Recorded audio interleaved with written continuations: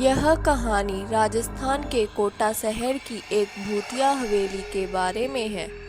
यह हवेली राजा महाराजा के समय में बनी हुई थी, लेकिन पिछले 18 सालों से इस हवेली में आज तक कोई भी रहने नहीं आया था।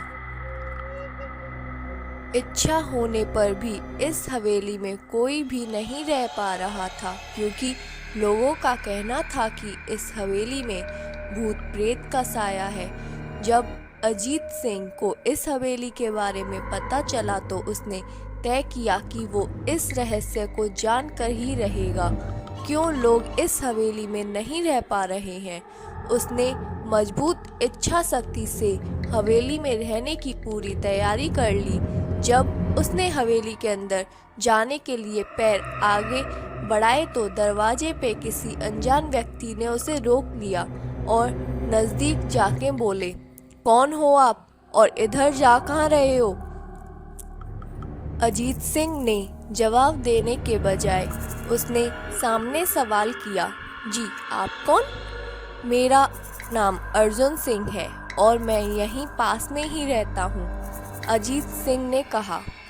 ओह अच्छा, मैंने सुना है कि यह एक भूतिया हवेली है और यहाँ कोई नहीं आ पाता है, इसलिए मैं इस हवेली में एक दिन रुकने का फैसला किया है, अर्जुन सिंह ने कहा।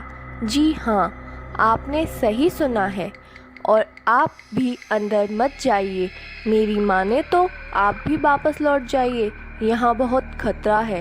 यह सुनकर अजीत सिंह खुश हो गया, जैसे उन्हें कोई लॉटरी लग गई हो।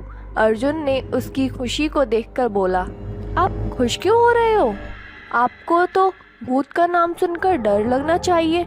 शायद आपको पता नहीं होगा कि मैं भूत प्रेत में काफ़ी दिलचस्पी रखता हूँ और इस हवेली में भूत है तो मैं अंदर ज़रूर जाऊँगा और सारी सच्चाई का पता भी लगाऊंगा।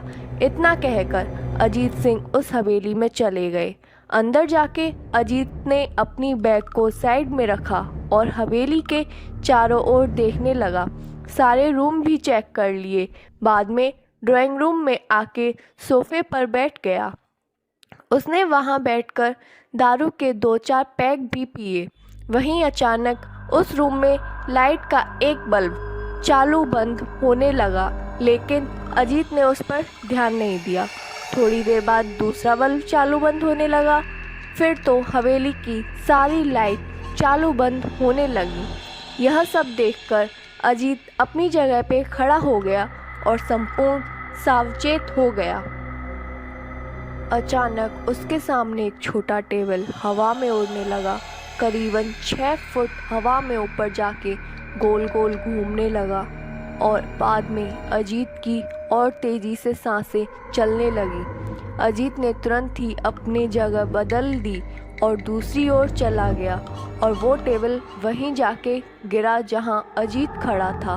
अजीत कुछ समझ पाता उतने में सोफे की सीट उसकी ओर आने लगी।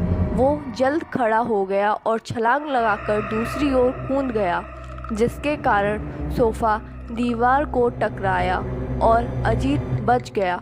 अचानक सब कुछ शांत हो गया। अजीत ने चारों ओर सतर्कता से देखा और बड़ी आवाज़ में बोला, तुम जो भी हो सामने आकर के बात करो। वहीं एक बड़ी परछाई उसके सामने आई। अजीत ने उस परछाई को देखकर बोला, कौन हो तुम और मुझे क्यों मारना चाहते हो? परछाई बोली, तुम्हारी भूल के कारण। अजीत, मेरी भूल? मैंने कौन सी भूल की? परछाई बोली, इस हवेली में आने की भूल। मैं किसी को भी इस हवेली में खुश नहीं देख सकता। अजीत बोला, लेकिन क्यों? वो परछाई जवाब देने लगी, आज से 18 साल पहले इस हवेली के मालिक ने मुझे यहीं पे मार डाला था। मेरी कोई गलती नहीं थी।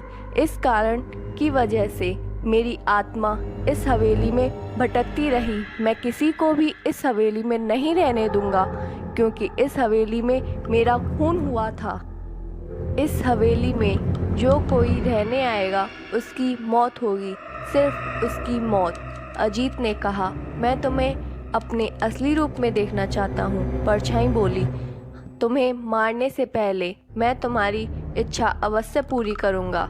और उस परछाई ने एक भयानक दरमियाना रूप ले लिया। उसका चेहरा इतना भयानक था कि अजीत भी एक क्षण के लिए डर गया था, लेकिन दूसरी ही क्षण उसने अपने आप पर काबू पा लिया। बाद में इसने अपनी जेब से सफ़ेद पाउडर निकाला और उस भूत पर फेंक दिया। भूत के ऊपर पाउडर पड़ते ही वो जलने लग गया। बड़ी बड़ी ज्वाला उठने लगी। वो बहुत ज़ोर से चिल्लाने लगा और बाद में पूरी तरह से जल गया।